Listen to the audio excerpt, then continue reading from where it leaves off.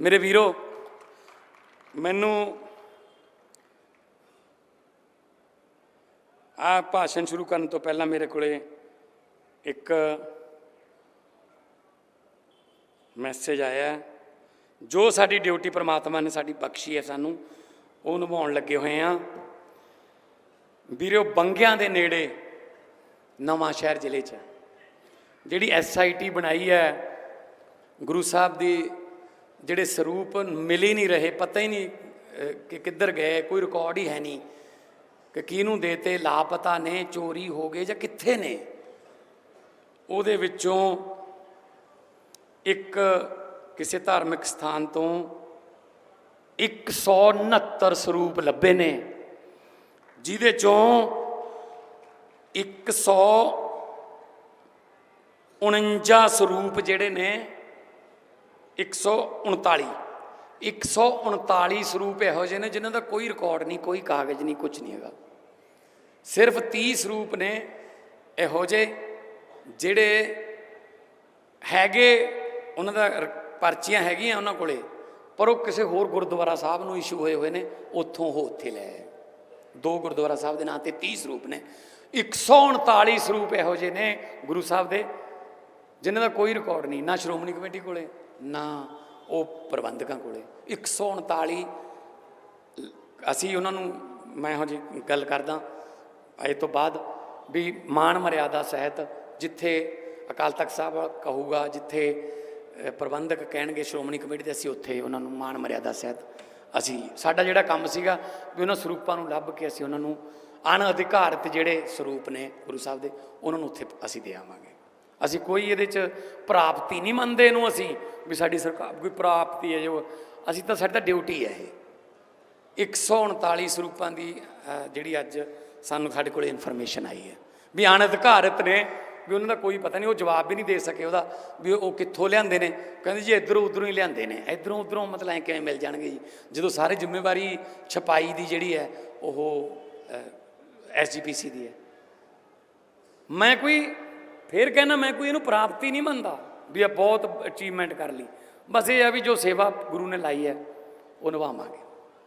आ देख लो इन्हों का हाल। हाँ हजे कहते साढ़े को तो पता ही कख नहीं, सानू पता ही।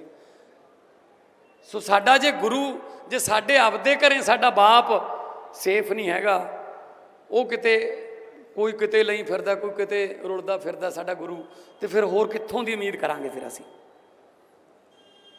शाम तक तुहानूं पूरी डिटेल मिल जूगी, मीडिया वालिਆਂ ਨੂੰ भी मिल जूगी डिटेल कि की होया। बंगां दे नेड़े दी कोई खबर है, किसी डेरे की खबर है। पंजाब के मुख्यमंत्री भगवंत मान ने आज माघी मेले के दौरान जो यहाँ पर सियासी कॉन्फ्रेंस हुई थी, जो रैली हुई थी, उसमें भाषण देते हुए एक बड़ी जानकारी दी है और बताया है कि पंजाब पुलिस ने नवांशहर के बंगा नाम के इलाके के पास से करीब 169 कॉपियाँ गुरु ग्रंथ साहिब की, जिनको स्वरूप भी कहा जाता है, उसको रिकवर किया है। और ये इस वजह से महत्वपूर्ण है क्योंकि पंजाब पुलिस ऑलरेडी 328 स्वरूपों के गुम होने की एक शिकायत की तफ्तीश कर रही है। वैसे में जो ये 169 स्वरूप मिले हैं उसके बारे में पंजाब के मुख्यमंत्री भगवंत मान ने बताया कि उसमें से करीब 139 स्वरूप ऐसे हैं जिनकी कोई जानकारी नहीं है कि उन गुरु ग्रंथ साहब की कॉपीज़ को कौन लेके आया था, कहाँ से लेके आया था, किसकी इजाज़त से लेके आया था। उन्होंने अपने भाषण में ये भी कहा है कि अभी इसकी तफ्तीश जारी है, पंजाब पुलिस इसकी तफ्तीश कर रही है कि क्या जो 328 कॉपियाँ गुम हुई थी, क्या उन्हीं का ये पार्ट है जो रिकवर हुआ है या जो मिला है या नहीं। तो ऐसी तफ्तीश की बात भगवंत मान ने कही है। काफ़ी बड़ी सूचना भगवंत मान ने दी है और ख़ास करके ये इसलिए महत्वपूर्ण हो जाता है कि एक तो ये रिलीजियस कॉन्फ्रेंस था, माघी मेले का अपना एक धार्मिक सिग्निफिकेंस है। वैसे में भगवंत मान ने अकाली दल पर भी कटाक्ष करते हुए कहा कि इनके दौर में बेअदबी की घटनाएँ होती थी और हमने जो है गुरु ग्रंथ साहब जो गुम हो रहे थे उनको भी रिकवर किया है या उनकी भी बरामदगी की है। तो ऐसे में देखना होगा कि अब आगे की जांच कहां तक पहुंचती है। ये इसलिए भी महत्वपूर्ण है कि कल ही यानी गुरुवार को भगवंत मान को अकाल तख्त के सामने भी पेश होना है उस मामले में जिसमें अकाल तख्त ने कहा था कि भगवंत मान के जो बयान पिछले कुछ दिनों में आए हैं वो सिख धर्म या सिख संस्थाओं के खिलाफ हैं।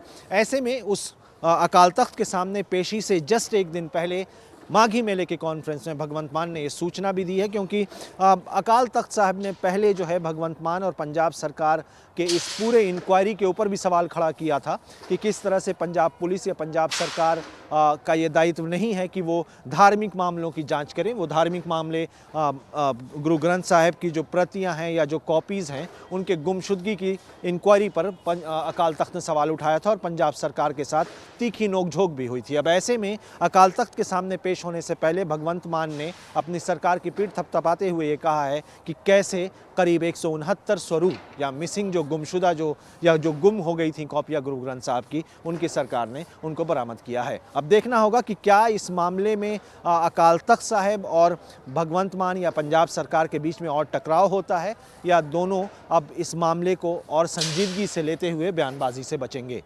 कैमरा पर्सन राजेश के साथ मुक्तसर से मोहम्मद गजाली, NDTV इंडिया।